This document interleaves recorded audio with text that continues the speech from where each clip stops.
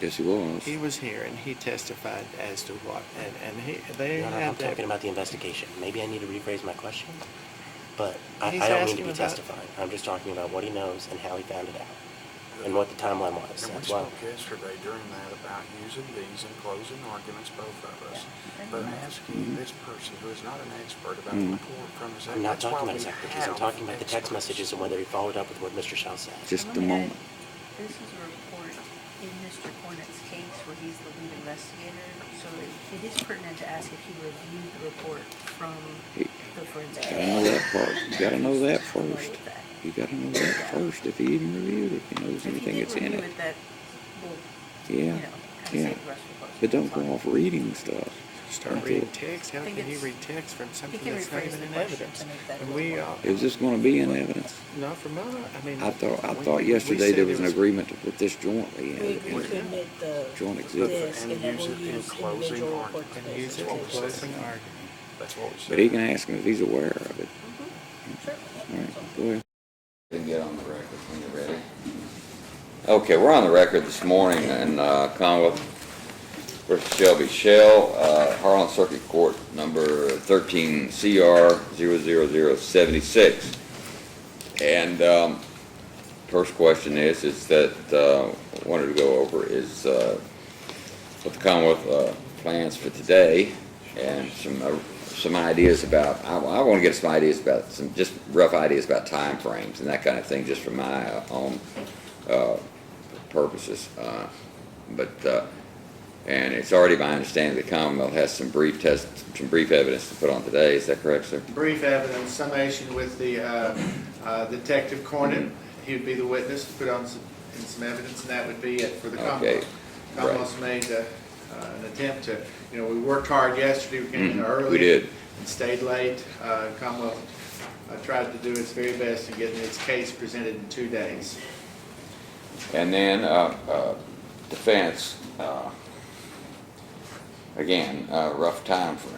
I'm not holding your feet to fire. I'm not holding you to anything Our specifically. I just like to expectation know for myself. Is that all of our witnesses in the guilt innocence phase would be finished by tomorrow. We have 2 experts planned for today, several family members, friends, other types of witnesses.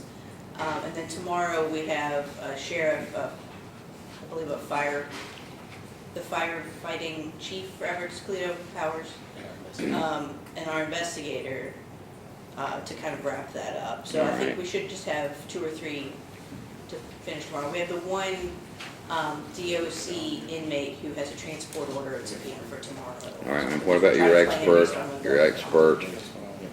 So, I want to discuss one expert is on that. intellectual disability and one expert is on special education.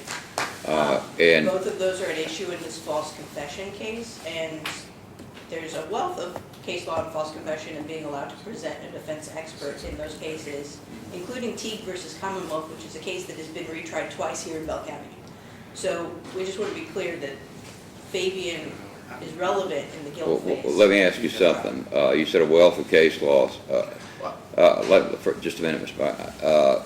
There's no, as I understand it, there's no notice of intent to introduce evidence of mental disability. No, there's no intent to introduce a mental health defense. This is not a guilty but mentally ill or insanity defense. And there is This is actually about- case law that says you have to do that even in mitigation. Which we're not doing. in Yeah, this We're case. not doing a mitigation either. But I mean, I'd like to see the wealth of case law. At least I'd like to see the main stuff. What, and you said Keith v. Commonwealth? Teague, T-I-G-U-E. Huh? It's the newest case. Teague, T-I-G-U-E, Teague. See, U-E. can you give me a site? I can get a site, yes. Well, I need to see it. I need to look at it before we allow anything like that. I'm gonna know what I'm doing here. Your Honor, if I may respond, Uh-huh. from what I heard. Teague, Ms. Cameron Teague v. say, Commonwealth. in Teague this- versus Commonwealth, yeah. This case, and she's saying that's a case, and she's talking about the case where there is a confession. This is not a confession case. No, it's not. I'm sorry, I believe that statement is being treated as a confession, so that's our defense. Excuse me? The statement was not made to any law enforcement body. He was not under any type of custody or incarceration, anything of that nature. This is not a confession case. There's been no notice of an insanity defense. There's been no notice of anything. The expert, one of which they're talking about, was utilized for the argument concerning the death penalty when that was an issue. The Commonwealth took the death penalty off the table Right. because of Right. that. That expert was utilized for that type of argument. Nothing thereafter has been placed forward. We don't have any objection, even despite the lack of notice, for the mitigation phase, which occurs in penalty. However, for the purpose of guilt, not only would we request that today, if they're going to put this person on, which we have no objection to, that it be outside of the jury and recorded until we can hash this out, but that we have an opportunity to brief the issue and inform the court of our arguments, which is not that, one, we're not in Harlan County. We don't have access to the internet right now. I don't have a computer that I can easily access the law. But from just the base knowledge, confession is a legal term of art, okay? Well, the Teague case I'm familiar with involved not a confession, but a guilty plea where a guy wanted to withdraw his guilty plea, and the lawyer and had a standby lawyer who just sort of backed off, and Yes. that's the only Teague case I'm aware of. The issues that we have It was looked at retrying this again, Your Honor, morning. if I can. came- What- I'm one at a not- time. He responded to me, I'm still speaking. Yeah, I'm to him. talking to Mr. Pete. This morning, I briefly was able to look into this, and some of the issues that I saw with guilt phase mitigation concerned when the death penalty was on the table. It is not. No, it's not. It's under a specific rule regarding death penalty cases, which this no longer is. No, it's So we would have, that is our objection, and we would simply wish, we have no objection to them having the witness here today, taping that, putting him on, going about their plan as they intend to do so. We just want the opportunity to brief the issue before that's played to the jury in guilt phase. And that's the entire purpose why we have tried to get through our case as quickly as we did, was so that they could get these people on today, but we don't want it in front of the jury yet. I understand that's the court's decision ultimately. Well, I mean, if you're going to put on evidence of a mental disability of any kind before the jury, you have to give notice. Can I approach with the side?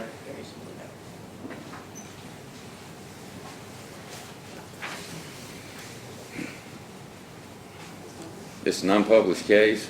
So, let me tell you what the case It's an unpublished case. I'm sorry? Is it unpublished? No, it's published. It's published. You're not giving me It may not be published yet, it may be to be published. 2017? What happened was, Teague versus Commonwealth, he entered a guilty plea. At the sentencing phase, he said, I want to take back that plea. He wanted to because my withdraw his lawyer plea. I've made me." read that case. So then, they retried the entire case. And at the second trial, what happened was, his whole defense was, I didn't make that confession voluntarily. And the opinion takes a long time to discuss the idea that false confessions exist, and that people confess to crimes that they didn't do, and that the defense is entitled to experts to argue that. Now, Mr. Lee wants to say that confessions is a legal term of art, but it's not. He clearly confessed to Ernie Shell and to Jimbo Collins, and on the tape to Jimbo Collins. And we heard testimony yesterday that that was the exact reason that the officer went and got an arrest warrant and arrested him within hours. The entire reason he was arrested was because of the confession. So we have to have a defense on why he said the confession, and that's what our experts are here for. They're here to say that Mr. Shell has a disability, and that because of the lifetime of experiences and how he grew up and the way his brain works, he is gullible, he has a relationship with Ernie Shell, and that confession has context. And that we are entitled to put that on as a defense in the guilt phase. And that's what we're saying here. We are not saying that he is guilty but mentally ill. We're not saying that he was too insane at the time of the crime to know. All right, let me ask you this. Is this Those the are wealth of defenses. case law? I'm sorry? Is this the wealth of case law? No, there are No, other there's cases. more. That's I just will the tell most you, current and- I got Dr. Fabian's name from a case where he was excluded and it was reversed because they did not allow. Which him case to is that? testify. Huh? Which case is that? I don't remember the case name. I just remember that's how I found Dr. Fabian. I'm sure I can look it up before the end of, the hour. We would just request that the court pay particular attention to who this quote-unquote confession was made to. Was it a law enforcement entity or body, or was it a brother outside of any custodial arrangement? But nevertheless, our objection remains, and we would request that the testimony be made initially outside of the presence of the jury so that we can brief the issue. Well, we'll know more later today. Just to quickly respond to what Mr. Lee said, I think that's an argument they can make in closing arguments. All right, just hang on. We're not there yet, okay? We're not there yet. I'm gonna read this thing. The wealth of case law in this unpublished opinion, so. It's, So, let's see, it's about 5 till. Are we ready to get going? Yes, Your Honor. Let's go ahead and bring the jury in. Let's just bring, is there anything else? I believe that Ernie Shell was on Facebook all last night. I just wanted to bring that to the court's attention. He's not testifying today. Ernie Shell? I thought he was excused. No, he's subject to recall. He's subject to recall. Well, he's not supposed to be on Facebook. I'll tell him not to be on Facebook. Your Honor, we've told him, I know even Detective Cornett told him before you entered the order, I never heard got an Detective order to Cornett tell sign. him. And you were gonna tender an order to me and I never got it. Yeah, it's my fault. I didn't do that. Okay, well, he's never been ordered not to be on Facebook. He has by Detective Cornett. Okay. And he was in court. And so I don't know if he was, I don't know, I'm not on Facebook. I'm not either. I don't know how to get In on. fact, I don't even know how Ms. Hudson or where she posted those photos, but I heard about those. down, Judge, I was just talking Okay, about thank how you. both teams Thank you. worked No so photos. well, Right, looked thank so you. good, but I took it down. Thank you. Yeah. Facebook's turned into a curse. I mean,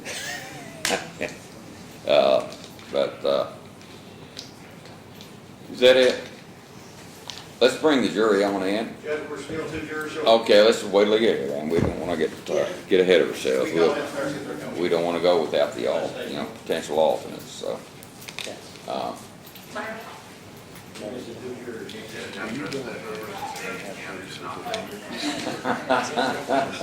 Judge, we're coming to the metal detector in the street. They're on their way. Okay, all right. We had a hard time counting 12 yesterday. Yeah. I went back and reviewed my numbers deal. Yeah, well, it's tough. She can get inside the company.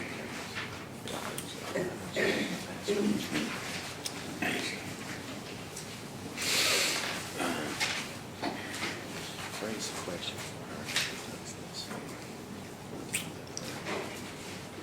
She sent it to me. I think it's correct. Oh, okay. Is this true?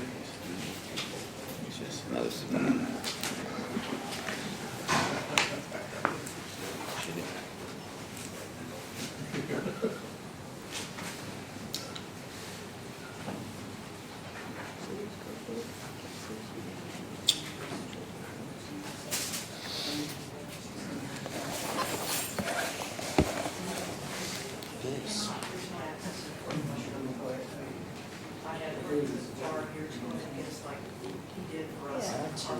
This.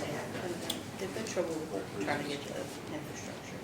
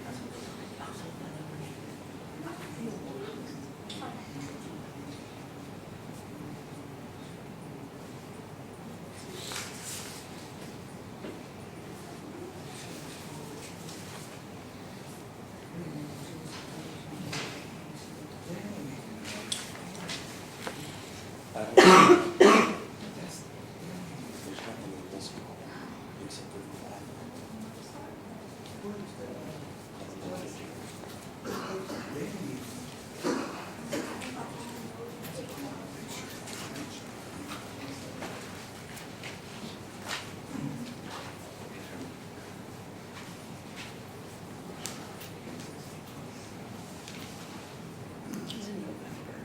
It's got a Southwest 32.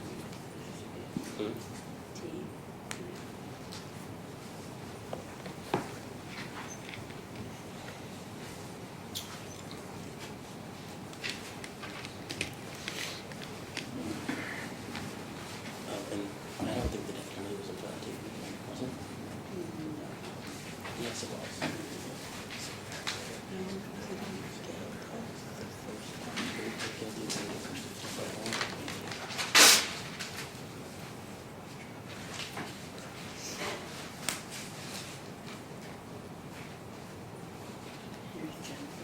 Okay, I believe it's the jury coming in now. All rise for the jury, please.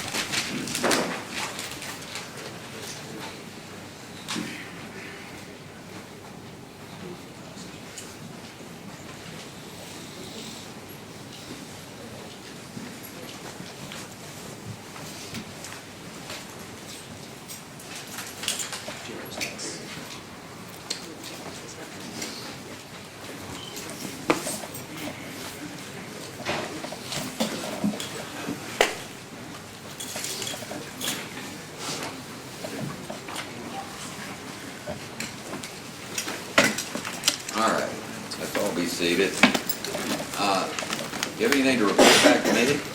Anyone? All right. Hope you all had a nice rest yesterday evening. And we're making some pretty good progress here, and hope to make more today. We did well yesterday. All right, I guess at this point, Commonwealth wants to call its next witness. We'll get going. Thank you, ma'am. Please report. Call Detective Michael Cornett. All right. All right, Mr. Cornett, you're still under oath, of course. Yes, sir, Your Honor. Have a seat.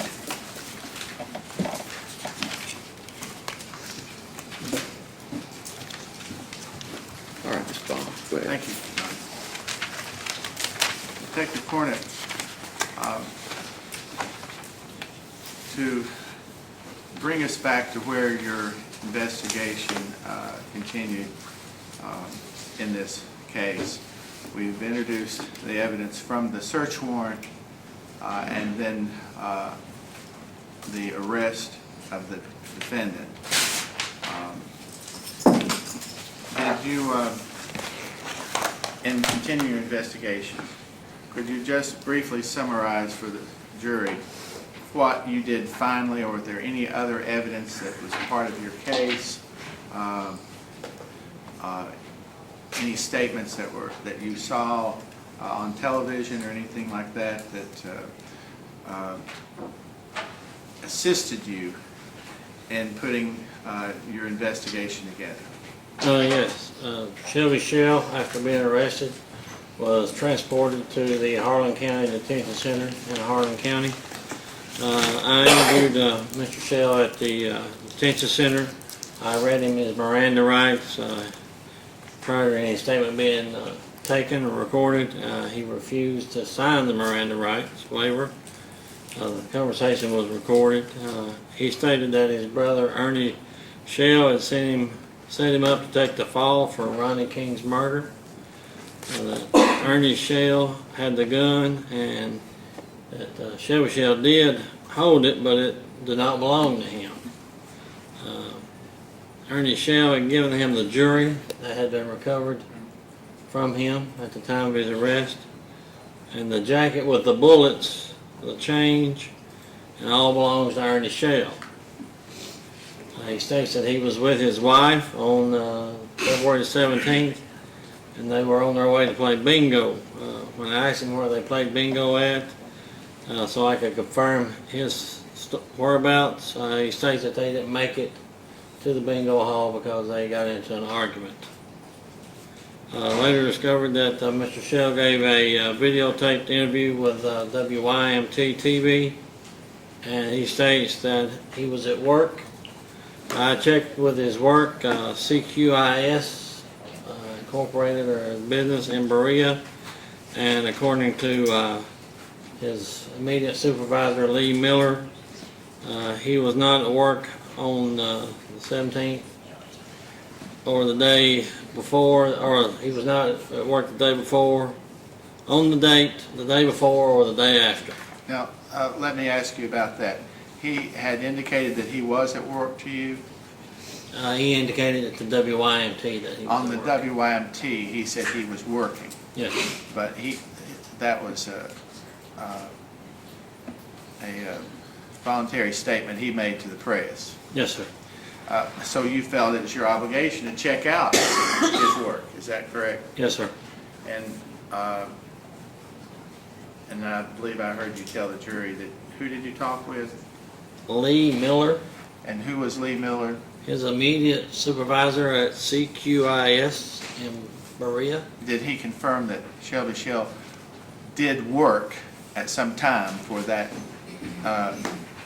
organization? Yes, But on the dates that were relevant, the 17th of February, February 17, 2013, and February 18, the day the body was discovered, 2013. He was not at work. that's what he told me, yes, sir. So, did you continue with trying to verify other alibis that you may have become aware of? At some point, Mr. Shell said that he and his wife went to a McDonald's. If I'm not mistaken, I think it was in London. I checked with that McDonald's to see if they had any security video footage of the drive-through, and they had none at all. You were questioned yesterday about things you didn't do and things you did do. Was it relevant for you to go immediately and check with the McDonald's security cameras? Not immediately, but sometime after that. And they had it, and you were able to check it, is that correct? Not at McDonald's, no, sir. I think Mr. Shell may have had a receipt in his pocket with a date. I can't remember the exact date, but I checked with it's faxed from the Madison County Public Library. I think that may have been in Berea. I checked with them and got the security footage from their video during that time Of the library. of the library. He had a receipt that he had sent a fax, is that what you're saying? Or Yes, it had a date on it, and I was trying a to date confirm that- that. Who had put the date on it? I'd have to look and find it, sir. I can't. I mean, what kind of receipt was it?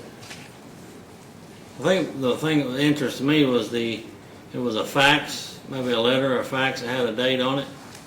And when I checked with the library, the date on their fax machine was off.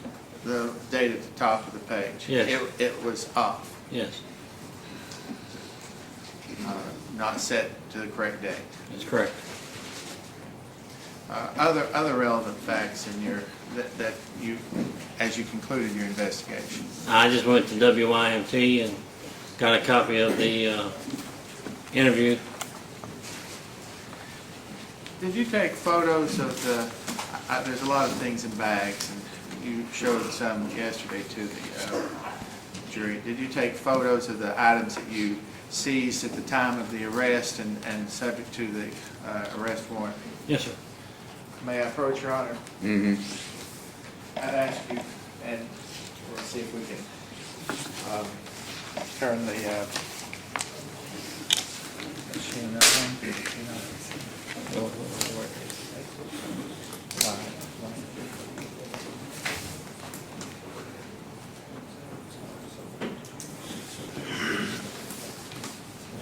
See, Lena? Says Lynn. Yes, sir. Yeah, please. Thank you. On this, well, we don't have the light on. Let's turn. There we go. So that- I'm just going to briefly go through this. Did you recognize those photos? Detective Cornett? You Yes, sir. They're not up yet. Let's see. There we go. There we go.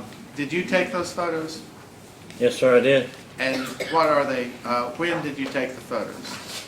On February the 25th, on the day the search warrant was executed. And again, where were these photos taken? At the time of the search warrant was executed in Berea.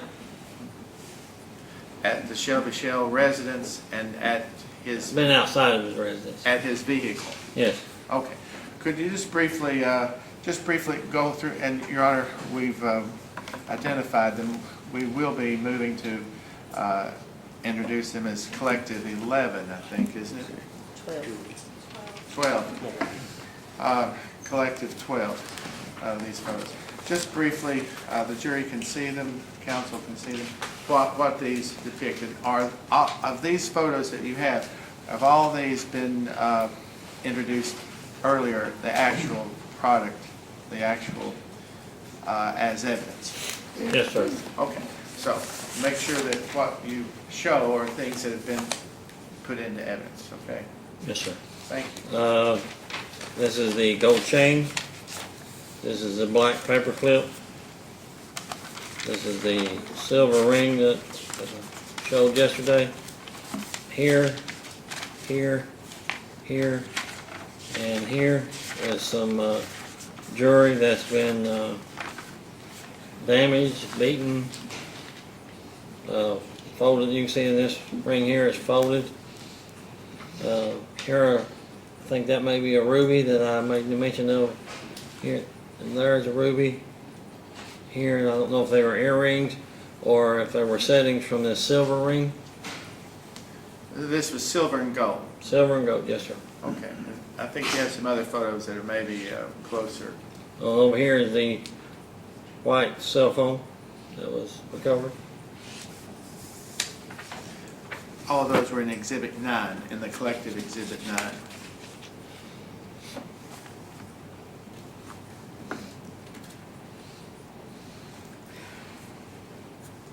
Just briefly, what was that? This is the what appears to be a men's Kentucky cluster ring, or I will say a Kentucky cluster ring. I don't know if it's a man or a woman. Then here in the corner is some loose diamonds. It appears to have been damaged, mangled, destroyed. That was in the Ziploc bag that showed the jury yesterday. From the, I think it's Exhibit 911, jewelry, black cloth bag. It was inside the black cloth bag. Yes, sir. Yeah. It was difficult for them to see, and I just thought it would be helpful to see how you collected that. A few more photos, please.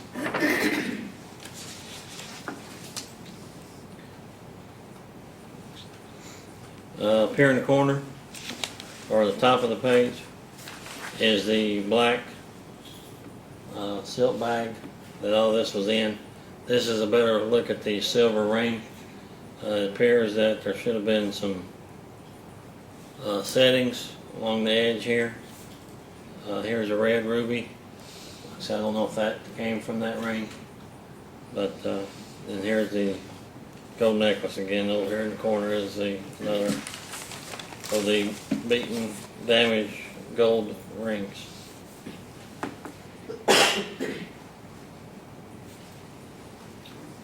Please continue.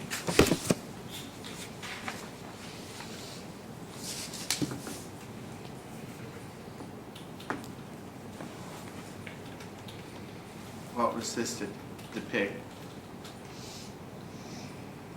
I figure the best way to get in there. Okay, this is just the same jewelry, just spread out more so you can see it better. The gold necklace, damaged parts of the ring, appears a silver ring. Here appears to be ruby settings that possibly belong in that ring, and then here is the black paper clip. Next. And then here is the corner is the black bag that came out of in the white phone that was also seized.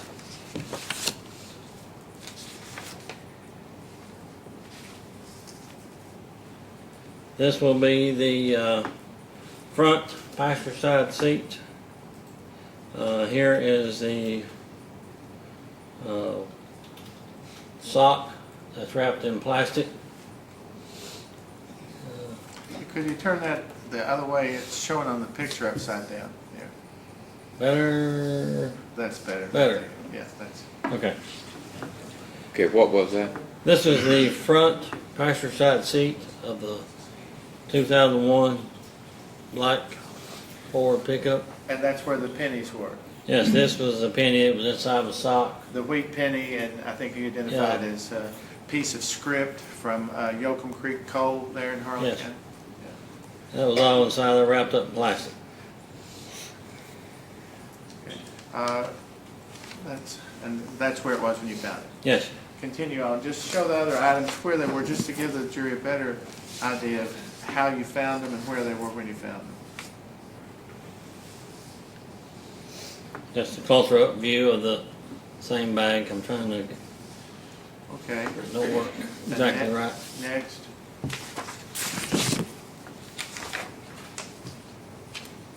This is a picture of a light gray zippered hoodie with a box of Smith & Wesson 38 caliber ammunition in the pocket. And the hood, and that's a gray hoodie. That's a gray You're talking hoodie, yes. about.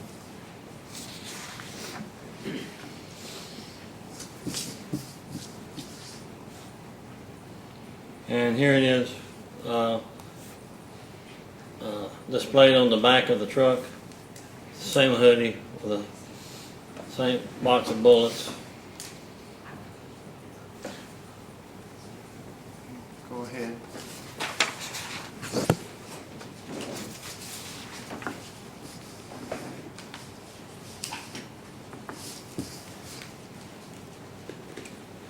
This is the gas can that was presented.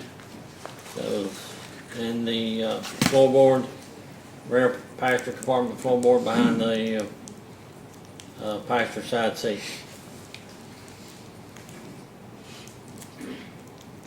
Okay, next. Just go through them just as you can sort of continue. I want to move for them to be an exhibit. I just need you to identify them, that they were all things that you took.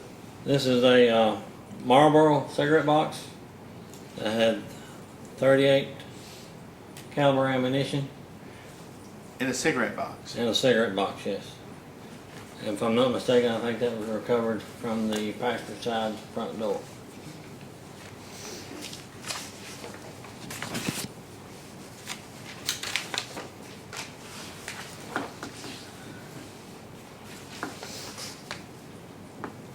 And this is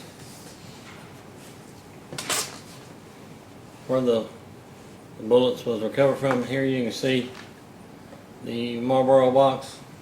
This is the passenger side front door where it had the electronic or electric window controls. If you lift that up, down inside inside the door panel is where I recovered those.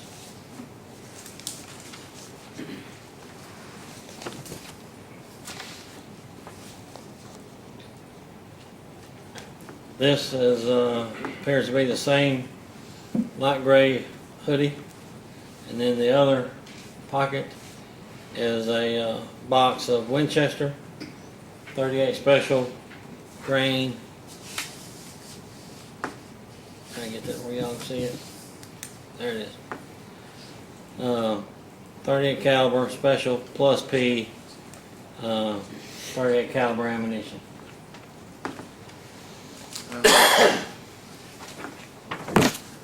Were those boxes full or empty? Were there any missing? I'd have to look. They're in the evidence. Yeah, I think some of them are partially empty. Any other photos? Those are not that you provided me to show. Are all of those introduced during the collective exhibit? I think 9. So this would be collective. We looked to introduce these photos to support those items. It would be collected 12. This is 12. Any objection? No. They're already in evidence, these items are, I believe. All right, they're introduced as collective Commonwealth Exhibit 12 without objection. Just to aid the jury if they don't want to go through all that to see those items.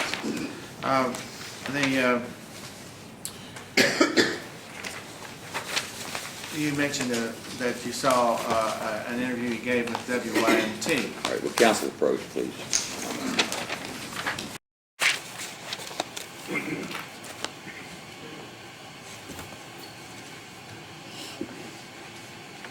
All right, there was some question raised earlier before the jury came in about the YMT video. He's in prison, he's in jail, Orange. Is there any objection to this? He was just arrested. Excuse me? I mean, he was just arrested. So, like, they literally got to him before the former attorney in Harlan got to him. I don't think I'm objecting based on his wearing orange in that video. It's also like a He minute, was just 30 arrested, seconds. of course, right? Okay, there's no objection. I'll make So that the point. fact that he could have been released after the video is, still out there. Yeah. I was gonna say, I'm gonna talk about the arrest as part of our reason for his innocence. You speak up a little bit, Will. We're I gonna was talk talking about his arrest. I'm gonna talk about his arrest Okay. and how soon it was, so Mhm. I'm not really hiding from that fact. Okay, all right, But all right. I'm toying with the idea of asking the court for just an instruction, a one-time instruction saying that they're not to judge his guilt or innocence based on his outfit in the video. Maybe not. And then just leave it All at right, that. I'll admonish him. Just a I'll tell one-time. him that right now. before- Okay. Okay, and so we're gonna show the video at this point. Yeah. All right, Okay. all right, okay. Yeah, yeah, absolutely. All right, ladies and gentlemen, the Commonwealth is going to show a brief interview, I don't know how long it is, with WYMT, is that correct? That's correct, Your Honor. It's just a couple It was of after the defendant's arrest, and he will be, I'm informed, in an orange jumpsuit. You're not to make any, take any, or reach any adverse inferences, or have any adverse inferences over that. Obviously, he was just arrested, and that's what they wear. So that doesn't go to guilt or innocence in any way or shape or form. So please just bear that in mind, okay? All right, we can go ahead. Thank you, Your Honor. We'll put the video up. Did you collect this from WYMT? Yes, sir, I did. And you paid them for it? Yes, sir, I think the receipt said $42. $42 for it, so. Hey,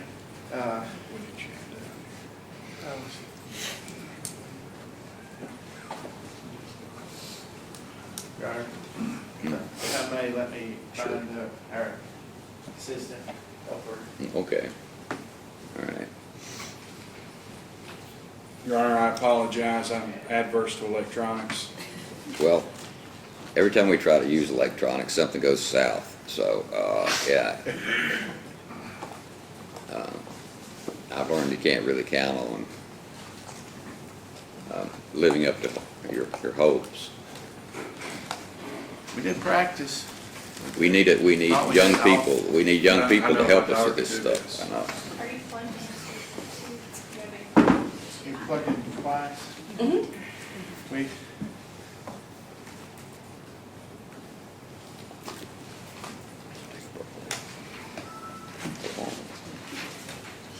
Hmm?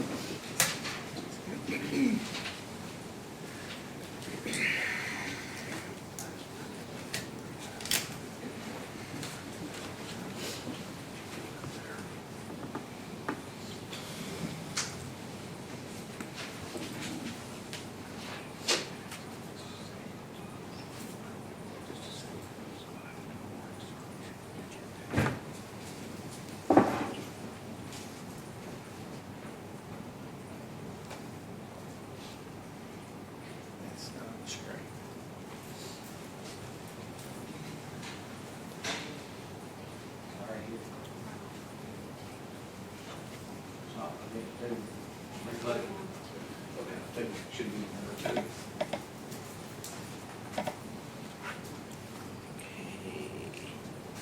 It's been in there, if it's working every time. She says put it number two. It needs to be in.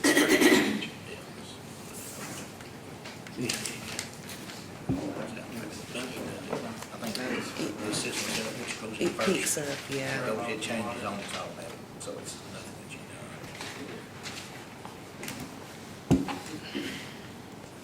see if this works first. If it don't, we may have to get him.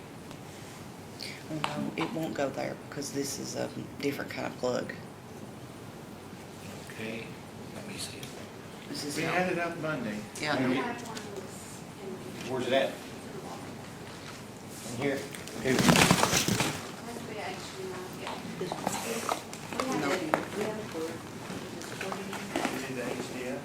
HDMI. We got one. Okay. It's short. Short interview.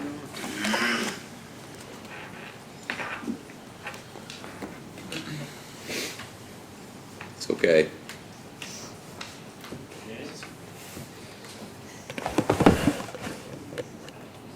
Going number 2, Missy? Yes, sir.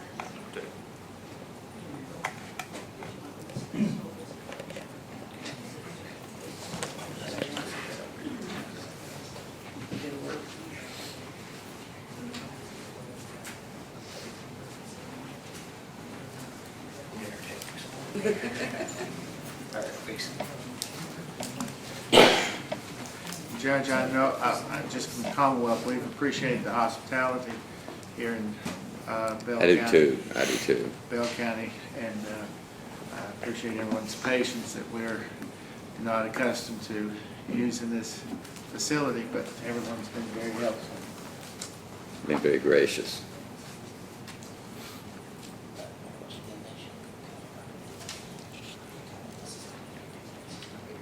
I didn't use that the other day.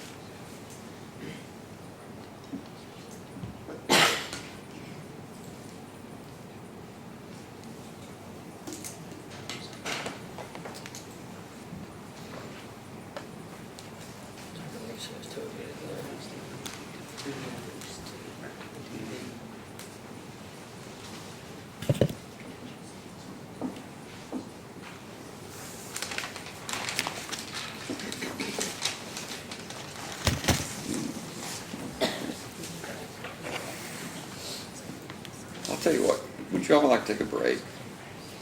Yeah, I see the nod here. Let's just take a 10-minute break while they get all this set up, and then come on back, and it's almost set up, but take a break anyway. I saw a nod over there, so we'll be back in 10 minutes. Same admonition as always, Skippy, don't talk about this among yourselves, don't reach any opinions yet, because the evidence isn't in, and report back to me if anyone talks to you about it. All right, folks. And I think we went through, there it is. We went to, well, I thought we went through that, what did we pick the other day?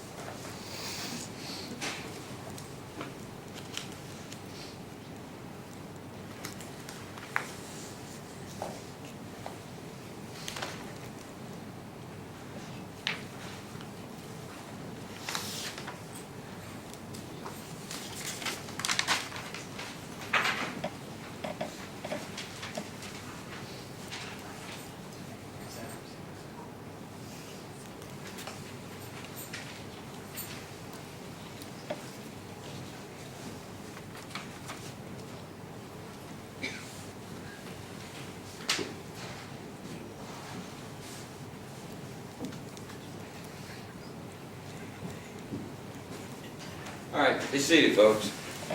Anything to report? No. All right. All right. Let's go. We're up to the video. We got it up on the screen now. Go Thank ahead, you, Ron. Bob. So you can spell the name. But first though, you say your name and spell it for me, please. Shelby Lee Shell, Shelby, Shelell. And do you go by Shelby Lee or however you call it? Just Shelby Shell, Okay. And how old are you? 29, And you live in Berea? right, But you're from, Harlan County. all right, and just tell me a little bit about what happened today. Well, I took my wife to work and stuff, and I called my boss first, Lee, and asked him, did he want me to work today? And he said the truck hadn't come yet. And I went ahead and took her to work and stuff, and I come back, and I said, what happened? I took somebody to the store, they had to go get something, cigarette store. And I come back, and I went and got me something to eat at Dairy Queen. Then, after that, let's see, I was sitting in a parking lot, waiting on my brother to come pick me up, because we're going to spend a brotherly day, you know what I'm saying, I've been locked up all my life, and my brother was going to come pick me up, you know, and, because I'm on my way down there, I mean, I do, but I don't, you know what I'm saying, I don't want to, it's too high on gas that way. I told him I'd give him gas money, you know what I'm saying? If he wants to come pick me up, you know, I'd buy some shoes and some clothes and stuff. He's got the text on his phone, you know. And he said, I can't talk right now, this and that, you know, like, because of that lady. But he said, I'll call you back in 13 minutes. He texted that on the phone. And so I was waiting on him to call me or do something, you know. And so I was talking to one of my buddies on the phone and stuff. But at the time, a van pulled up, and they was all camouflaged up. I didn't know what it was. I thought they was just coming from rob me. You hear me for real? Because I didn't know that. I seen guns and stuff, and I'm like, is this real? You know what I'm saying? I couldn't believe it, you know what I'm saying? For real, you know. Next thing you know, they was telling me to drop the phone and stuff, and I wasn't going to drop the phone. That was my wife's phone. They told me to get out of the truck. And they said, drop the phone on the ground. I said, look, man, when they said sheriff's department, there's a law then, you know. I said, cop cars. I said, I ain't gonna drop my phone, I lay it on the ground, you know what I'm saying? They said, drop the phone, thought they was gonna shoot me and stuff. So I bent down and laid the phone down anyway. They said, on the ground, you know, so I got on the ground. They said, put your hands behind your back. I put my hands behind my back. Then they told me to crawl through them, so I crawled through them and stuff. And I tried to ask them what was going on. They said, they tell me, they never tell me until I got here, you know. They kept on, we went from here to, I think, I ain't for sure where we was at, but we changed cars. They put me in another car and brought me on here. So you had no idea you were coming from Berea to Harlan I County? didn't know nothing. And so once you realized you were coming to Harlan County, then what went through your mind? Well, I didn't know. I was like, you know, it's a mistake. They got the wrong one at first, you know, but then when they said I got one phone, I'm thinking, well, it's child support. Why I didn't go to court, but I paid my child support and already, you know what I'm saying, they called up and they said, go and fax my paper, and I said, well, they ain't gonna come at me like that, no, you know what I'm saying, not that rough. Something happens, you know what I'm saying? I didn't know what it was, you know what I'm saying? They wouldn't tell me nothing. I was like, well, I'll beat it, whatever it is, because I'm innocent, you know what I'm saying? How long have you lived in Berea? Let's see, Just brought us down, get out of exact. probably November 14th. They said, no, I got out November 29th, December 14th. So just a couple months? Yeah. Okay. We'll do December 14th. What's my Harlan County area? Everett. Oh, did you know, so did they tell you what they brought you in here for? Have they told you? Yeah, they brought me in here and they said it's there was some charges and stuff. They said it was first degree murder, first degree robbery, first degree arson, kidnapping, handling physical evidence, murder first degree, and Whitley County, possession of a handgun by convicted felon. I didn't have no handgun. I mean, they didn't my handgun, you know. My brother had a handgun yesterday, you know what I'm saying, but I mean, I ain't right around the gun, you know what I'm saying. I didn't really, I seen it, you know what I'm saying, looked at it, you know. But I handed it back to, I'm not supposed to be an ammo gun, but I did anyway, you know, I handed it back to my right around him, you know, but. So what did you think when they told you you were charged with murder? Oh,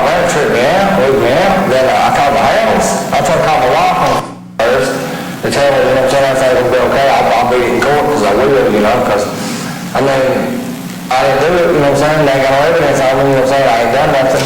Then, my brother, he's from Whitley County, and that's where the gun's from, you know what I'm saying, they should be able to trace that back to him somehow. But, anyway, I don't know, I called my stepdad, he said, well, Ernie just called and said you was gonna kill us all. I said, well, I was just up there yesterday, you know what I'm saying? And I tried to get him to stop by her, and he didn't stop. He said him and my stepdad was having trouble and stuff, and he didn't want to stop her, you know? But I said, well, let's see Mom anyway, because I come all the way in anyway, you know what I'm saying? I see Mom and Steve, you know, and the kids and the babies. But, no, I just called on my free phone call, I tried to call my wife and stuff, and I couldn't get a hold of it, got a recording where his answer machine on the phone. Then I went and called my stepdad and stuff, my mom, and they was going to tell me what Ernie said. And Ernie's the one I was with yesterday, you know what I'm saying? He gave me some gold for real, just a little bit pieces of gold, you know what I'm saying, nice stuff, you know? I mean, and I didn't understand that. I sat and looked at it and everything. He gave me he said the diamonds, I don't know if it is not, will be diamonds, and that was it. And he said, I got some change for you and stuff if you want it. I said, no, they don't change, I got money. He said, no, man, it's old money, it's really worth something someday if you keep it. Might give it to your kids or something, you know. So I got it, and then he said, man, it's worth a lot of money, man, you know. So I went and put it in the house. And I put his jackets in the house and stuff, you know, and I went and grabbed his jackets and stuff this morning, threw them in the car. And when I threw it in the car, I noticed I had a box in it. So I'm dead nosy, you know what I'm saying? So I looked, there's a box of shells. So I set it right down in the front seat, you know what I'm saying? I ain't right around him, you know what I'm saying? So I set it down in the front seat. He's on his way, supposed to, you know what I'm saying, gonna pick me up. And when he does, I'm just gonna go ahead and give him his stuff, you know? He says, well, bring that money, I got a buddy who wants that money, you know what I'm saying? Wants to buy that money. And I'm like, all right, you know, so I run in the house, back in the house, because it's on cell phone, you know what I'm saying? I run back in the house, I grabbed it and stuff, and I set it up on the corner, you know what I'm saying? And that was it. Were you in Everest this time last week? No, I ain't even been in that. It's good. I got proof. I was at work and stuff the whole time. I work for a company called NICO, and I work for CQIS. That's the CQIS under NICO or whatever. But anyway, I work all the time and stuff. I mean, it's for a big company. They got cameras on it and stuff, you know what I'm saying? Let's see. No. Did you know Ronnie King? Yeah, I knew Ronnie King and stuff. The one I got the baby by, Tabitha, she used to rent an apartment off of him and stuff, that Eastbrook and stuff. I knew him. I liked Ronnie. I always liked Ronnie. He was always good to me and stuff, you know. I borrowed $50 off of him not too long ago. Before I get married, you know what I'm saying, for real, just so I get my marriage papers and stuff, but it was more than that she ended up paying for it, my wife did, you know, and I went and got my check, you know, I was going to pay Ronnie back, you know, when I come in from court the 20th, Ronnie had to come in for the 20th, you know what I'm saying, but that was it, I ain't seen Ronnie since. So what did you think when they told you were accused of killing Ronnie? I didn't know what to think, for real, it kind of scared me to let me out, you know what I'm saying, for a minute, you know, I beat it, you know what I'm saying, I will beat it in court because I didn't do it, you know what I'm saying, I know I got alibis and, you know, I've got seen on tapes, I've been places, you know what I'm saying, I've couldn't been two places at one time and I live out there in Berea. You know, are you sad Ronnie died then? Yeah, I like Ronnie a lot. Ronnie was good to people, Ronnie was a good man, he really was, he was good to everybody. People, I mean, he always looked up to people, you know what I'm saying? He rented places out, I mean, women and kids and stuff that didn't have a place, you know what I'm saying? Ronnie was a good person, for real, he really was. So you're saying you wouldn't want to hurt Ronnie? No, Lord, no. I love Ronnie, man. I mean, he's a good friend of mine, you know? I mean, I wasn't that close with him, you know? I mean, just, my sister rented off of him a few times, and Tabitha rented off of him. He's always been good to me. I take the rent money in there all the time and stuff, but she would one, you know, and he'd always been good to us, for real. He was, he's always good to us. Did you ever know he was dead? No, I really didn't. Let's see, I think it was my brother called he was dead, or either he called me or my mom. I think I called my mother's house and stuff, and my uncle went to Everest or something, then he come back in saying Ronnie was dead and stuff, and I said, oh, you serious? You know what I'm saying? So his hands was chopped off, his arms and stuff, and that was horrible, you know what I'm saying? It really was, you know? Cause I liked Robert. Not even really for your friends, they were all tired, brutal, tired. Yeah. Taped up to a chair and stuff, his throat cut. That's bad, you know what I'm saying? I mean, I couldn't hurt a fly, you know what I'm saying? I might make mistakes in life and went to prison, you know what I'm saying? Before then, you know what I'm saying? But I was young and stupid now, you know what I'm saying? I've grown up a lot now, you know? That was back in 2000, you know? I'm never gonna mess something like that. I just ain't got out, you know what I'm saying? I mean, I just ain't got married, you know? I was doing good, man. I was. You were very tired, there was just a girlfriend. That was one of my girlfriends and stuff at the time, that I got married by. Okay. I don't have any questions, is there anything else you want to say or add or anything? Yeah, I don't know why would my brother called my mom then and say that I was gonna kill mom, and he took me to my mom's, and I'm supposed to kill her too, but we took her to church and stuff, and I got out of the car, I was gonna walk her up to things, but she said she's all right, so I waited and watched her till she got into church door, because she had walked around the ramp and stuff. I love my family, man. I would never hurt my family. I don't know what my brother's doing this to me for. I guess, so yeah. I was living with my sister when I first got out, and anyway, I met this girl and stuff at some kind of store, Walmart or something. Then I turned around and found out she used to be married to my brother. Well, she still is married to my brother. And I said, wife, I didn't know he was married and nothing like that. And I got with her. I didn't know he was married. I didn't know he had a wife. And I thought that my sister's house, neighbors and stuff, and I called her and asked her. She said, well, I know her. That's my husband. I said, you said you were single, you know? I said, that's my brother, you know? And I felt kind of messed up about it, you know? But I called her and my brother, and asked my brother, you know what I'm saying? What's he thinking about it? Is he all right with it? If he ain't, let me know, you know? And evidently, I mean, he's held a grudge on me, you know what I'm saying? I mean, I got real used to him because he's going to have a brother day, you know? But I was too. I was going to spend some time with him, and I had nothing to do yesterday. And my lady, she was going to work yesterday and stuff, and we was going to get the baby afterwards, but then my brother calls me and stuff, you know what I'm saying? He wants to spend some time. I said, well, you know, we're going to watch a movie or something, but instead we ended up going to Harlan County, you know? I don't understand it, you know? But I don't see why my brother would do me like that, because I texted him today and stuff and told him, I said, man, thanks for doing that for me, because every time me and my wife always has an argument and fall out or break up for a couple of days or a hour or two, he always come get me, you know what I'm saying? And I wouldn't know why he would do me like this for, you know? I love him, you know? After your degree, are you going to get like a fresh start or what were you? Well, I was living in Viper first, staying with my sister. I followed down there first. Then I couldn't get a job down there, so I went ahead and I got in trouble with Ernie's wife, my brother's wife and stuff, took me up there and right off and left me. And I got in some trouble and stuff on my pastor, so I called my pastor and I was telling them the truth and stuff about what happened and stuff. They got the PV and I let my brother talk to him and stuff, and I got to talk to him and they was like, well, they were going to move me to my brother's house. Well, my brother was supposed to get this dude named Dave or Mike or somebody to move in with them. And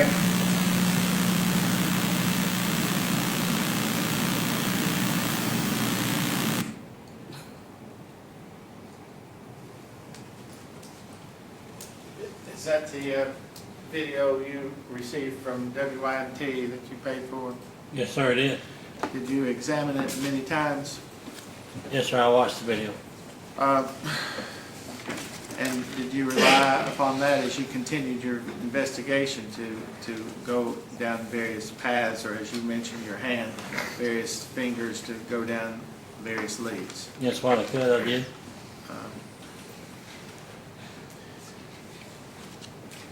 Your Honor, we'd ask that the actual video be introduced as Commonwealth's Exhibit 13. Is there any objection? No, Your Honor. All right. The video just played will be introduced as identified and introduced as Commonwealth's Exhibit 13.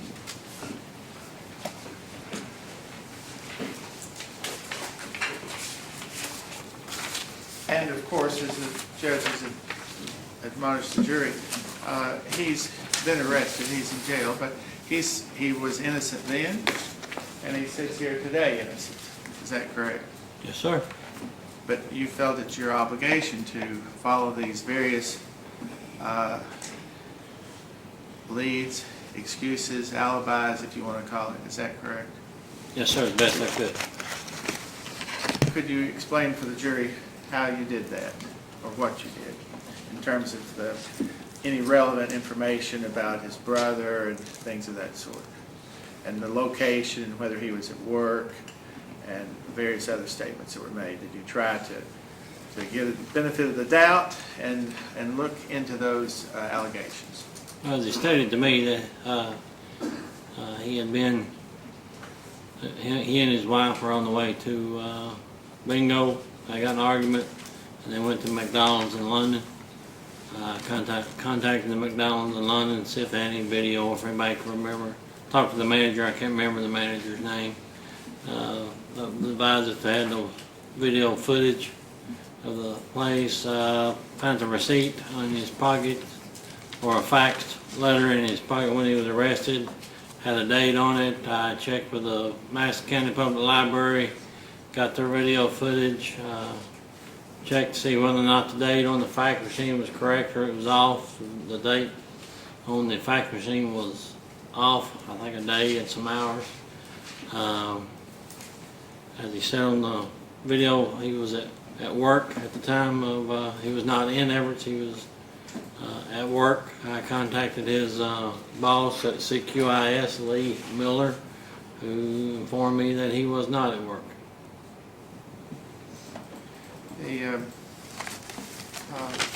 In terms of the summation of the conclusion of your investigation of Mr. Shell, what were the relevant high points that led you down to the final conclusion?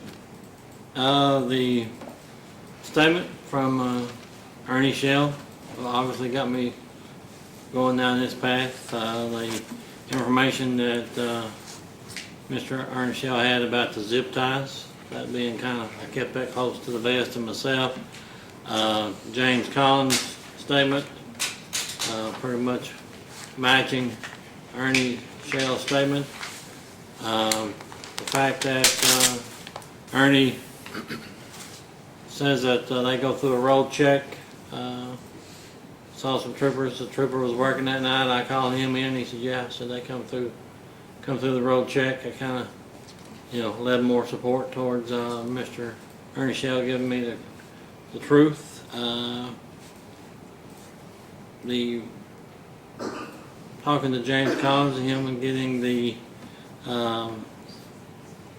taped phone call, obtaining the search warrant, going to the residence and finding the items that I was told by Ernie Shell and James Collins he would have, that he had, that matched the description that the family had given me on the 18th of items that were stolen from the safe. Old coins, mine script, jewelry. I don't know if it was in a report or not, but I remember one of them telling me he had a Kentucky cluster ring. Putting all that together, the evidence I found in the truck that's been introduced here. That's the reason I went down that path. It's been suggested Kevin Dixon was a person of interest. He was initially. I still have the items that we took from him on the first day. Those have not been returned back to him. The evidence officer was here. He had them here with him.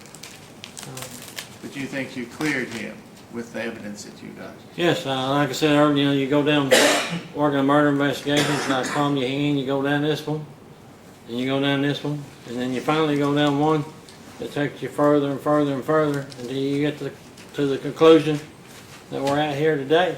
I mean, in your investigation, you listened to the statements that he made to WYMT reporter, and you compared that.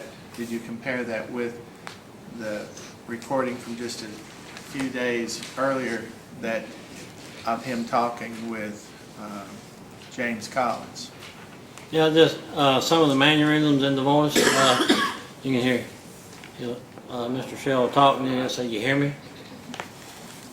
And those two things are at the recorded phone call and the interview. Those two things are in common. When Mr. Shell is talking, you hear him say, "You hear me? You know what I'm saying? You hear me? You hear me?" And in terms of the conversation that was recorded just a few days earlier, he seemed to have more knowledge about the situation, or a different knowledge, than in the WYMT interview. Yeah, he told James Collins something completely different than what he told WYMT. That he killed Ronnie King by placing a pillow over his head and pulling the trigger of a gun. In the WYMT, he talks about he knew Ronnie King, he was good to him, good to his family, good to his wife. He liked him a lot. Yes. You heard that? Yes, sir. And in the recording telephone recording, is that the same Ronnie King as in your investigation that he called the stupid son of a bitch before he put a bullet in his brain? Yes, sir. That's the same one. There's been some questions about what you didn't do. About DNA. Did you collect any evidence for DNA? Yes, the medical examiner collected what we call a sexual assault kit, which basically takes in evidence from the person. It's combed head hair, combed pubic hair, pulled head hair, pulled pubic hair, the underwear, different things like that. All that was sent to the crime lab for examination. Was there any DNA evidence of Shelby Shell? Was there any obtained? Any that linked Shelby? Any that linked Shelby Shell with DNA? No. Were there any fingerprints? No, we tried to get fingerprints I sent the duct tape from the body to the fingerprint lab. The fingerprint lab itself came to the crime scene and attempted to gather latent prints. None of the items that I submitted or that they come and tested recovered any latent prints. It's kind of, CSI, you watch it on TV, they solve 3 murders and a goat raping in an hour, but, real life, it's been 6 years to get to this point.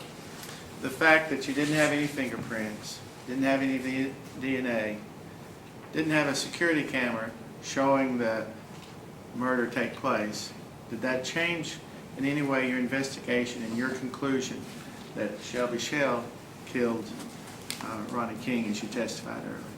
No, it did not. Is there anything I haven't asked you about, or Mr. Lee haven't asked you about, in terms of your investigation that led you down this path to where we are today? No, sir, not that I can think of. Have you heard of anything in this court, or anything at all in the years since 2013 that changes your investigation or changes your professional opinion of this investigation and the conclusions? No, sir. And what do you believe today in your heart? That Shelby Shell murdered Ronnie King, robbed him of his belongings, committed burglary by not being in the house, or remaining in the house when he's not allowed to, and kidnapping by tying his hands and feet in his face. That's and all the burning his questions. house, arson. Thank you. That's all the questions I have, Your Honor. Cross-examination.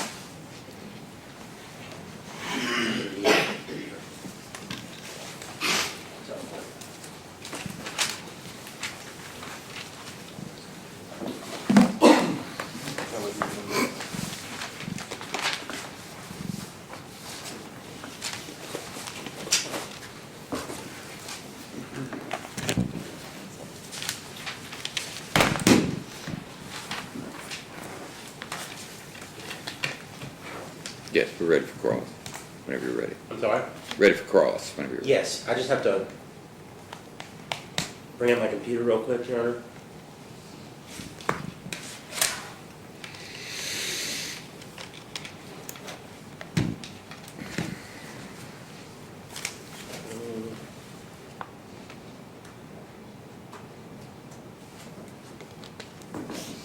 Probably gonna need to play that in a minute. I just wanna make sure that works.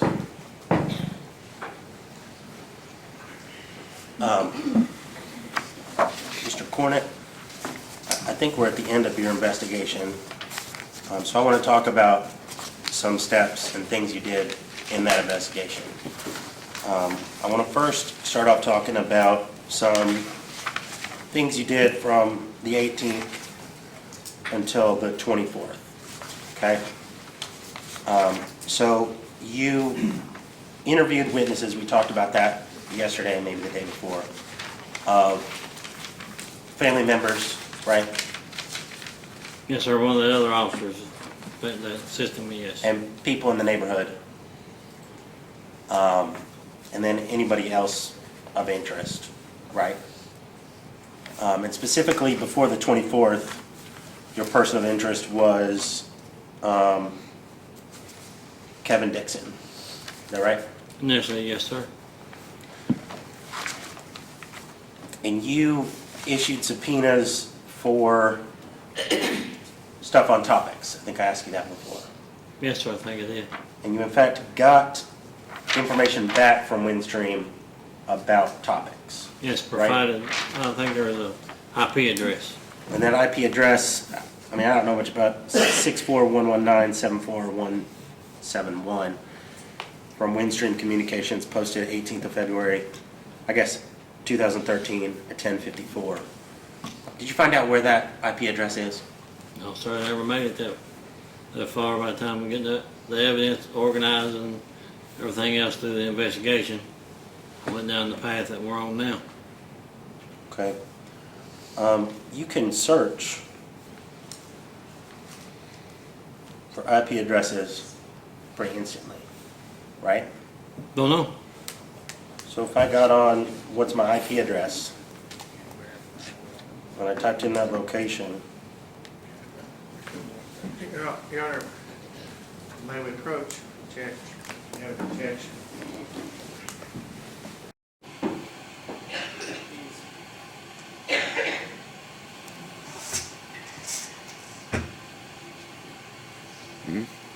Objection is, he says he is not an expert.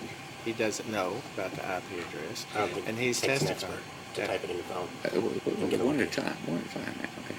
And he's testified, I don't know where he's going with his next question, but he's asking him expert questions about IP address. We had an expert yesterday who was from Kentucky State Police, cyber electronic crimes branch. So, I don't know where he's going with this. Tell you where I'm going. I just punch in those numbers and it tells me a place far away from Everett's. Well, are It's you two questions. testifying? You can't, Why well, not? you can't testify. You can't testify. We can have our investigator testify. That's No, you Sounds can't like a testify. plan to do. I mean, Or we can just ask him right now. Or I can ask him now. And move on. what are you But gonna if ask? you're I mean, objecting, you're gonna, we'll have Jessica testify everybody's that talking way. at once. But Now, when is hang that on, posting hang come on. from Whoa. Everett's? Ooh, Sorry. everybody's talking at once. All right. Yeah, you can't testify. I'm not testifying. Okay, well, and you can't do a demonstration with your phone. I mean, if you have a witness who can go through all that, then that's fine. Can I ask him about one more question about the IP address and just ask him if it came from Everett's or not? If he, well, I don't know if he knows, but you can ask him. So if you, but you're saying. No, he said he didn't know. But you're saying the IP address, and I thought you started to punch into your phone saying you could get the IP address, and you're assuming that it is out there. Now, yeah, that hasn't been established by any witness that they know what it is or if it's available or anything like that, and you can't say yourself up as an expert in the course of your question. I don't think it has anything to do with expertise. I think it's common knowledge. I think it's facts. I think an IP address is a place. No, It has it nothing ain't to do with being an evidence, expert. but it ain't evidence, okay? So, Okay, now, I'll all right, move on. move on.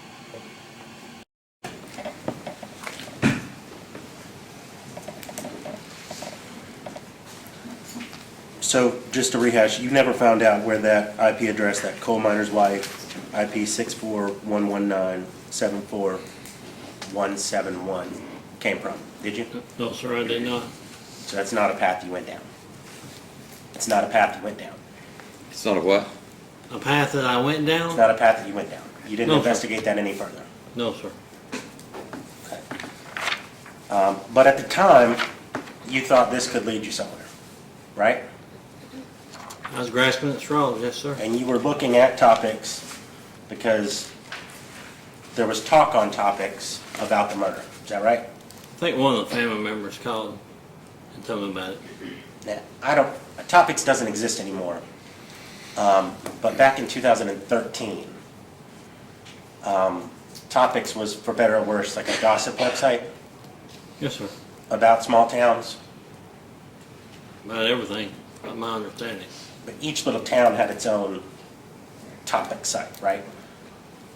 I don't know. I know there's one for Harlan. I don't know about every other town. All right, so there was a Harlan topic site. When you got on there, did you notice a thread about Kevin Dixon? No, sir, I only, topics is not a thing that I commonly look at. One of the family's members asked me to look at that. I can't even remember what the topic was, but it's been something that I didn't even include a copy of the subject in the case.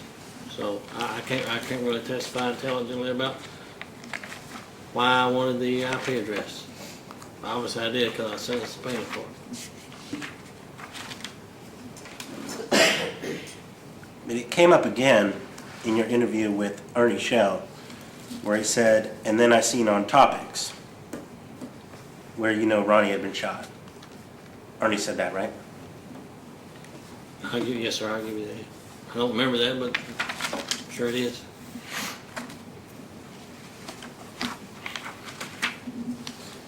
And Ernie said that he researched on topics about the murder before going to Marvin Lippert.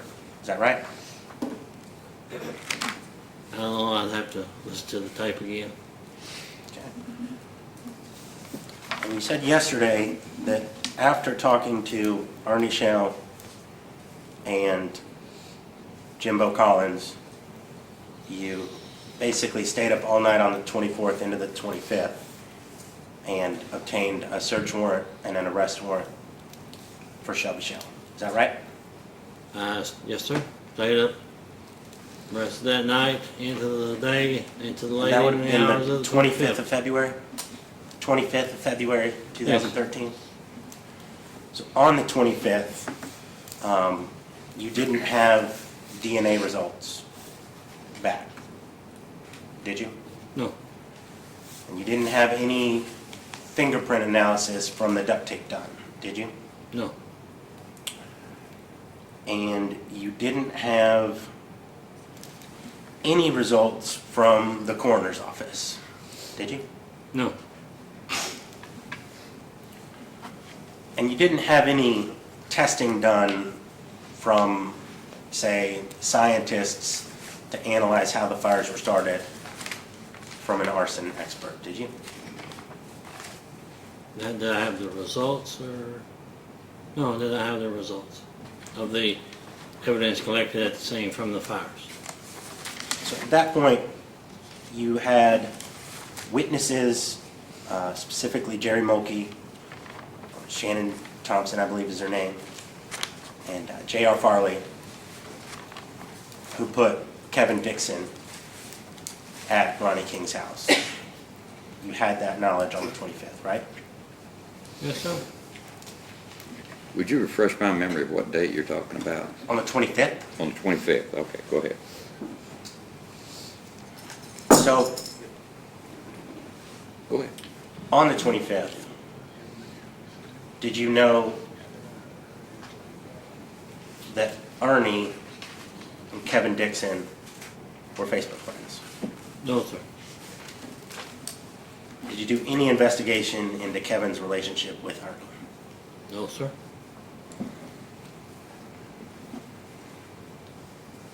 After the conversation with Ernie, did you search his car? No, sir. And you didn't search his house? No, sir. You didn't take any of his clothing, such as his shoes? No, Did you get what size shoe he wore? no, Did you ask what kind of car he drove? nope. So it's fair to say you didn't investigate Ernie at all. I give you that, sure.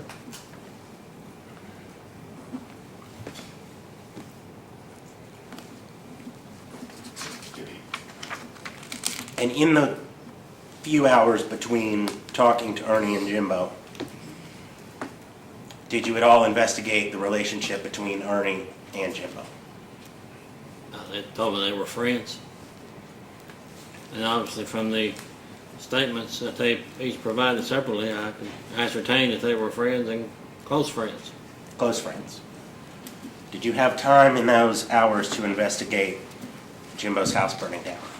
Nope, no sir.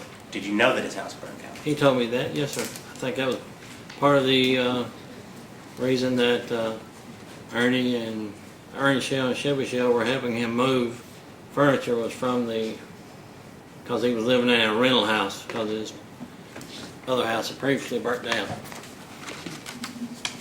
And in the 5 years following, you haven't investigated Ernie or Jimbo, have you?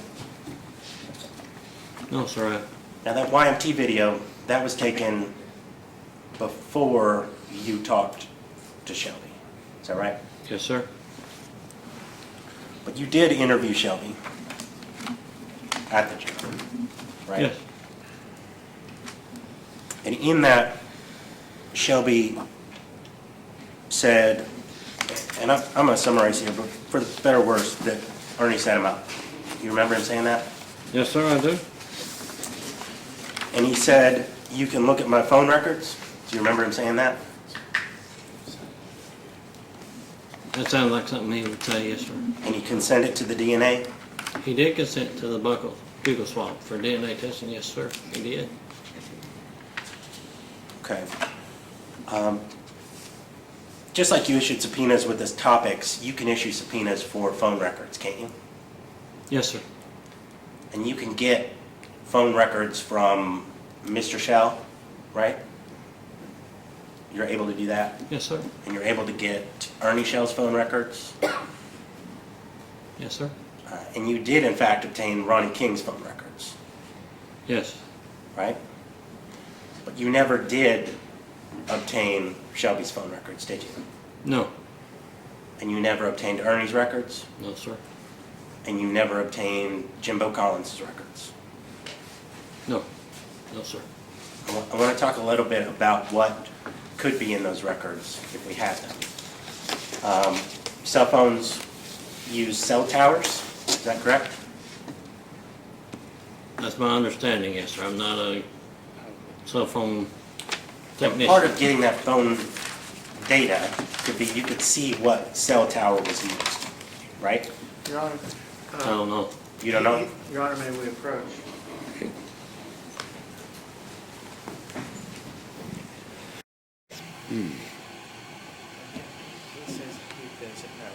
He has to be. I'm allowed to ask him things he doesn't know. He has, if But he it says, sounds like he's testifying. I'm absolutely allowed to ask him things he May I doesn't know. finish my so let statement, please? Mr. Boggs finish. It sounds like he's saying that you know, you can ping cell phone towers. He said, I don't know. And he's asking, he's made a statement, you can ping cell phone towers. If he's got an expert, a witness, who can say you can ping cell phone towers in eastern Kentucky, and indicate where someone traveled, then he needs to put that expert on. Right, you I can't am testify. perfectly allowed to ask. But you can the- testify. by I'm not question. testifying. But I'm you can asking say, him what he go. knows. And I'm allowed to ask him what he knows and what he doesn't know. You're allowed to And if he ask doesn't him know if he about knows, cell phone does he pinging, knows he doesn't how, know, and does that's a he perfectly knows? permissible question. I don't remember the word pinging coming up in this I never trial. said pinging. You did too. I did not. Yes, you did. I did not say the word pinging. Yes, you did. You most certainly did. I Most said cell certainly did. tower. I never said pinging. Run it back. You said ping. I did not say ping. You did, didn't you? He said ping. You said Well, I think I you did not. don't remember what you said, but anyway, you can't. Like, that's not his area of expertise. If you could ask him if he knows anything about tracing cell phone calls, and he doesn't know, then that's the end of the matter. But you can't inject information by questioning. Your Honor, there's one more question I think we should be able to ask, and that's whether or not Detective Cornett made a referral to any central lab experts on cell towers. there are Bingo, experts that's in fine, electronic contracts. that's fair game. And That's he's fair. answered sort of that, but That's He ask fair hasn't game. yet, but that one, I think, will Well, wrap in everything up. Yeah. In terms of, just so we're clear, in terms of all of these things that are capable from a cell phone, he's not an expert, and by just simply asking him that, he would be testifying that that is possible. He's not an expert, he's not an Yeah. expert. I'm not testifying. We had the Well, if electronic. you load your sign- question up with a question. lot of things like that, We then, had then the it becomes, it has the effect of that. And so ask him if he knows, if he can do that, if he knows about how to trace cell phone calls, or if he's an expert in that area, if he knows, if he's technologically competent in that area. But don't say, isn't it true that you can divine the end of the world through a cell phone, that kind of thing, because you're suggesting things that aren't in evidence. Simply asking him a question. I'm not testifying. No, you're not simply asking. Now, you understand what I'm saying, right? Let's do it. Thank you. All right.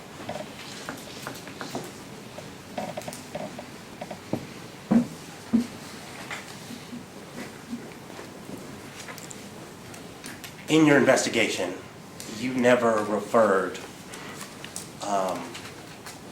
Shelby's phone number or Jimbo Collins' phone number or any phone number out to an expert that might be able to get data from those phone numbers, did you?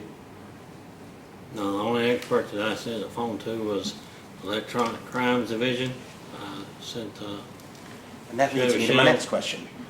I'm sorry, sir, can I? Interviewed Mr. Shell on February 25th, 2013, right?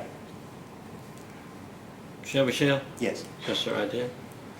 And you didn't get a search warrant for that phone until 3 years later, right?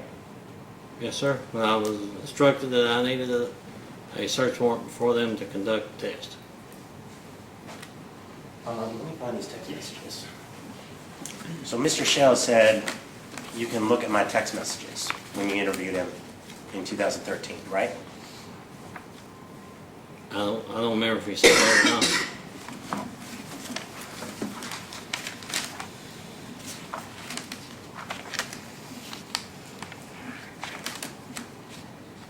Well, we just heard it on the video, so Okay.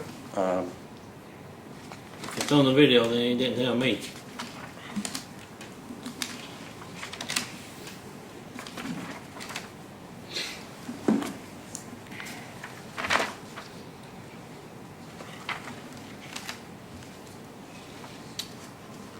he said it's right on the cell phone.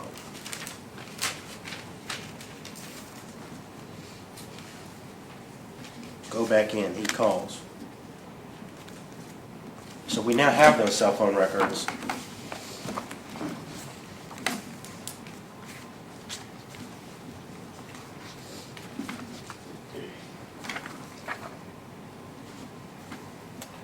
And on February 17th, 2013, there's a text to Kiefer. Do you know who Kiefer is? Your Honor, No, sir. may we approach again?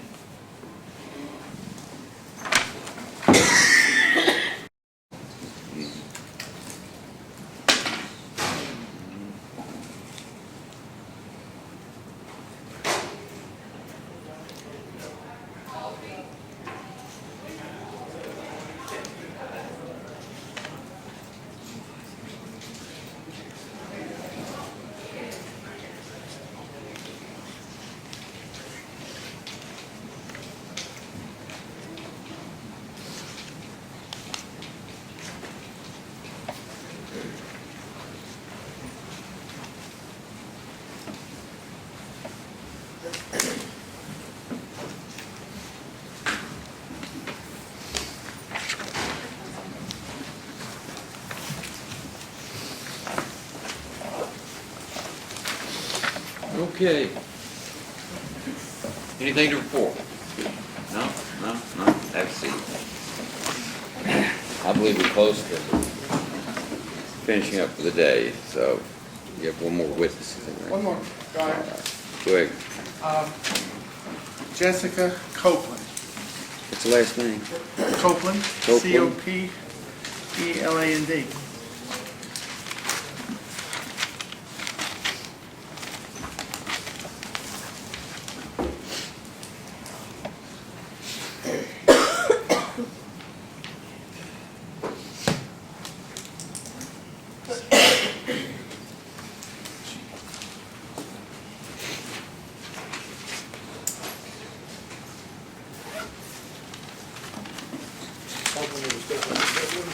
Ms. Copeland, would you raise your right hand, please? You swear or affirm any testimony you give in this trial be the truth, the whole truth, and nothing but the truth? I do. Thank you. Have a seat. Please speak up loudly and clearly so we can all hear you.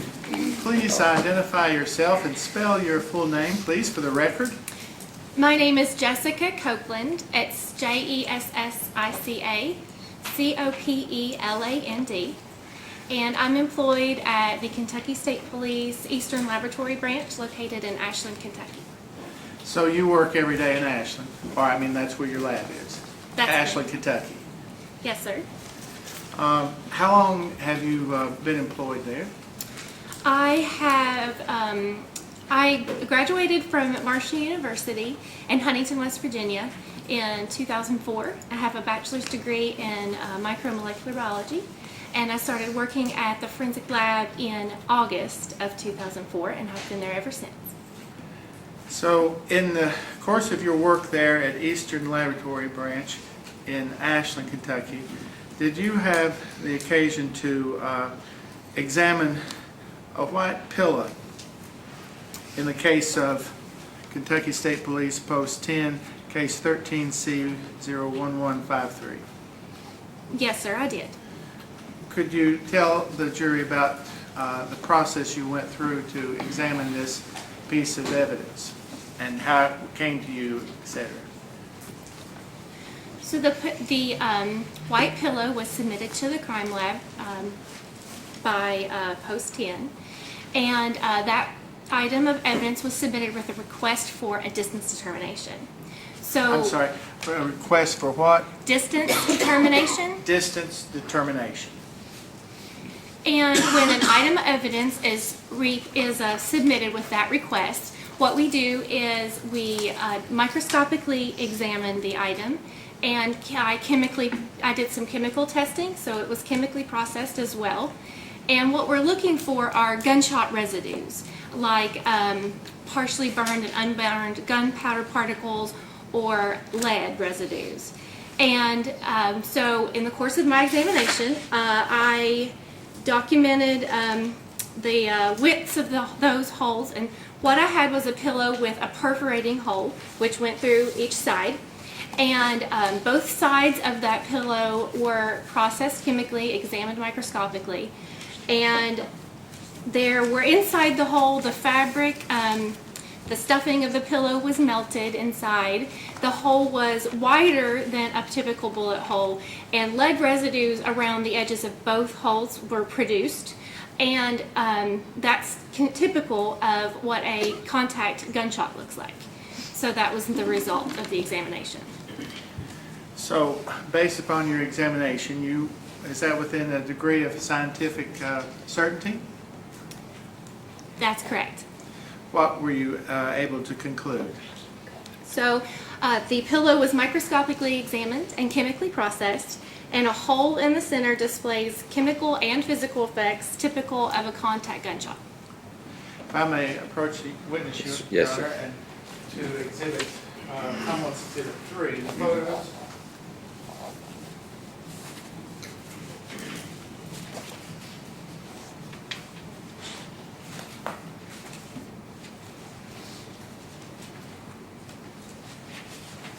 In this collection of photos I'm showing will be in this collection of photos some photos of the pillow.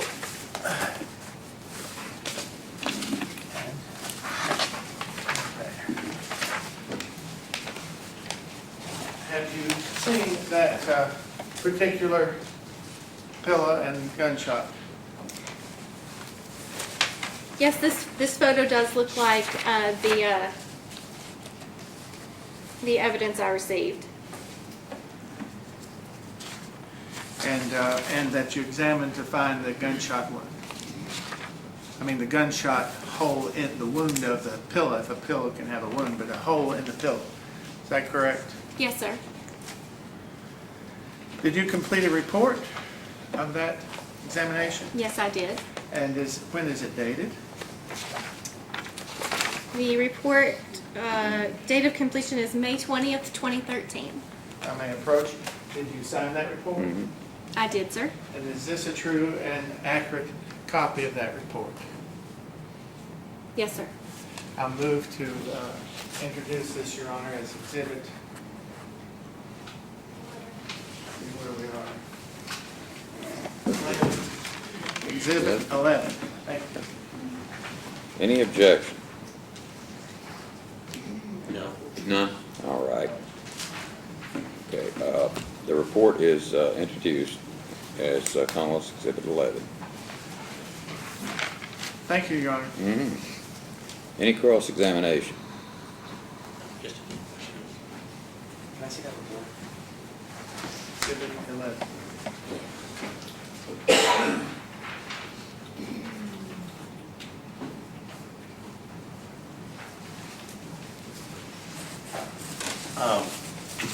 So you work in a lab, Yes, I do. right?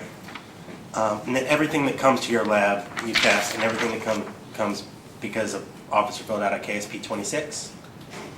Yes, Correct. that's correct. The KSP 26 is what we refer to as a request for examination, and the evidence submitted to the lab comes with a piece of paper with a request for examination.